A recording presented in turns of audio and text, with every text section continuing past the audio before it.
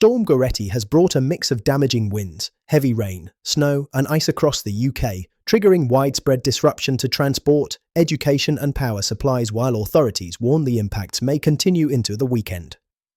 The storm has also affected parts of Europe, with significant power outages reported in France.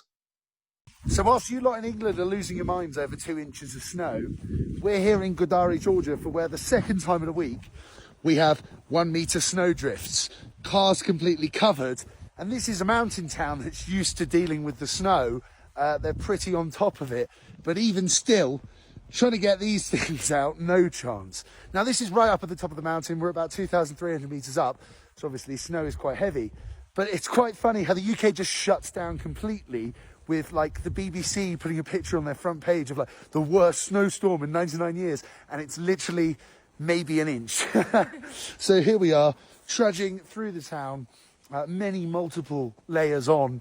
We haven't skied today, despite the fresh powder, because the visibility is just so terrible, but we will get back to it this afternoon.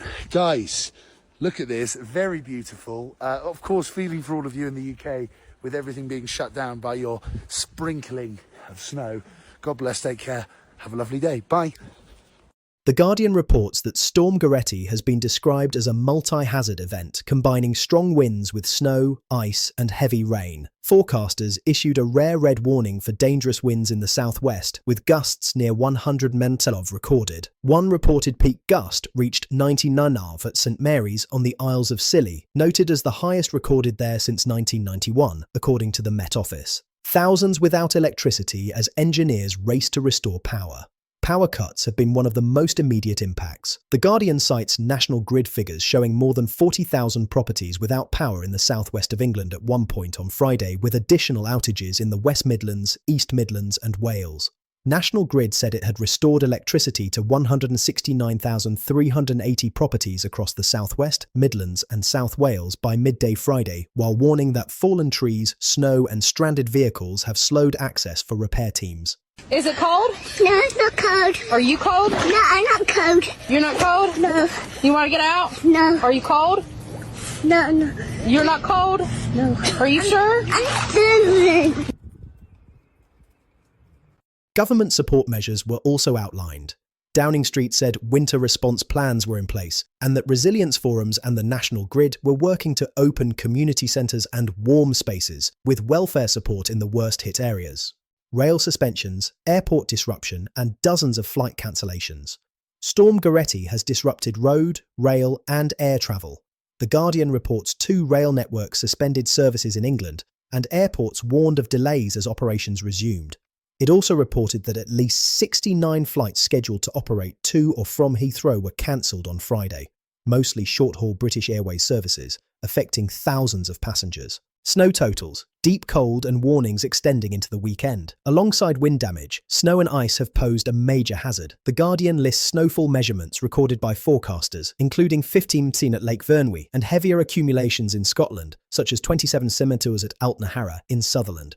The cold has been intense too, with 13.3 C recorded at Braemar in Aberdeenshire overnight. Storm Goretti has battered a beloved British town, with a tree left blocking a school, shops blown through and firefighters shutting a main road for fear that glass from a new building will fall out. The beachside tourist hotspot Newquay has been hit hard by the chaotic weather, with 100-mile-per-hour winds causing chaos. The town centre has been heavily damaged, with windows smashed and debris sprawled across roads and a huge tree toppling over, blocking entrance to a school. Cornwall and the Isles of Scilly, damage, road closures and rescues at sea. In Cornwall, the clean-up is expected to take time. The Guardian reports Cornwall Council warnings about treacherous driving, road closures due to fallen trees and debris, and major damage to infrastructure in coastal areas. A section of the A30 was reported closed in both directions due to multiple fallen trees. The storm also created dangerous conditions at sea. RNLI volunteers in Falmouth responded to multiple incidents involving boats breaking free from moorings, describing hurricane-strength winds and difficult rescue conditions. Scotland, prolonged disruption and a new flood risk as thaw begins. Scotland has experienced days of severe winter weather, with hundreds of school closures reported and major resources deployed for gritting and snow clearance in places such as Aberdeen and Aberdeenshire. The Guardian also highlights a forward-looking concern. Scotland's Environment Agency warned that as temperatures rise from Sunday onwards, thawing snow could increase the risk of flooding in the days ahead. Beyond the UK, France hit by major outages. Storm Goretti's effects have extended beyond Britain. The Guardian reports the storm cut power to 380,000 homes in France, underlining the broader European reach of the system. What happens next? While the worst wind impacts may ease the storm's after-effects, especially snow, ice, and a possible thaw-driven flood risk, could keep communities dealing with disruption for days. With warnings continuing into the weekend, authorities are urging the public to monitor official guidance, limit unnecessary travel, and take precautions as recovery efforts continue. We can get the latest picture now from our reporters in the UK and the Channel Islands. Sangeeta Lal is in St Ives in Cornwall. Rhys Williams is in Brecon in mid-Wales. Alex Spicely is in St Helier in Jersey. And Jonathan Brown is in Hellisage, which is in the Peak District. Well, let's go to you first, Sangeeta. Yeah, hello. Yeah, well, I mean, the winds have just picked up in the last few minutes here. They're forecast to reach 40 miles an hour. It feels a lot stronger than that already. I'm having to hold on to stand up in it. The rain is lashing in your face and the temperature has dropped here. Now, the Met Office has warned that these strong winds are due to suddenly jump in the next hour or so, and the concern is that those strong winds will hit high tide, and that can lead to coastal flooding. Now, the waves are expected to reach about 6 metres high across the channel, and the National Grid says it is anticipating power lines to be affected. If yours are, the number to call is 105.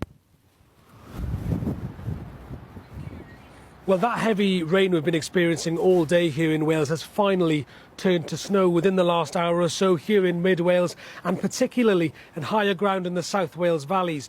We've already seen pictures from the tops of those valleys showing significant snowfall this evening. It's already causing lots of disruption on the roads, particularly around Merthyr Tydfil, where there have already been reports of crashes. There's a yellow weather warning in place for wind and for rain in Wales too on the South Wales coast, but the authorities are more concerned about the snow. There's an amber warning in place, and that covers the vast majority of inland Wales, from the valleys, Carmarthenshire, up north through Powys, where we are here, to Wrexham and Gwynedd in the north. And there are reports, there are warnings of potential avalanches in the Eryri mountain range due to lots of new, fresh snow. Now, of course, most of the snow isn't expected until after 8 p.m, which is when that amber weather warning comes into place. We're expecting up to 30 centimetres on higher ground, but we, of course, are unlikely to see the impact of that until the morning.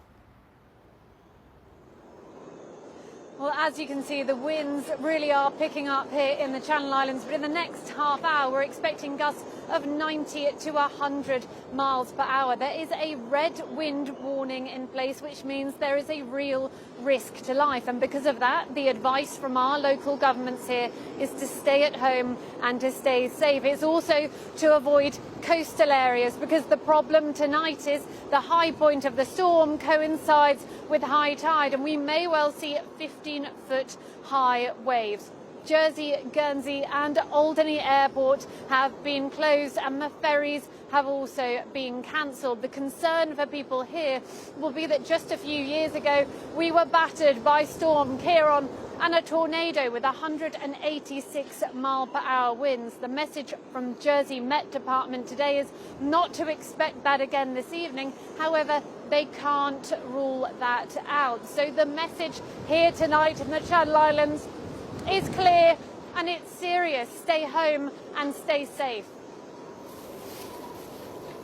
Well, we've got snow here now, but the worst is certainly yet to come. That's because forecasters here say that parts of the Peak District could see up to 30 centimetres of snow over the coming hours. Now, I'm in Hellisage at the moment. It's a quaint village, popular with hikers, but also popular with commuters because it's on the busy Manchester to Sheffield rail route. But Transpennine Express says that that route will be closed from now until Saturday morning at the earliest. On top of that, about half a dozen high-altitude roads through the peaks are being closed by local council traffic officers as we speak. They've also warned that the sheer volume of snow might be heavy enough to bring down some trees. That's prompted some fears that communities perhaps like this could be cut off, so warm spaces and warm hubs are being opened up in village halls across this area locally over the coming hours into tomorrow for vulnerable people. Now, the Met Office says that the Peak District is about as far north as the heaviest of the snowfall is likely to reach, but there are lesser snow warnings in the north of England, across the north of England and up into Scotland,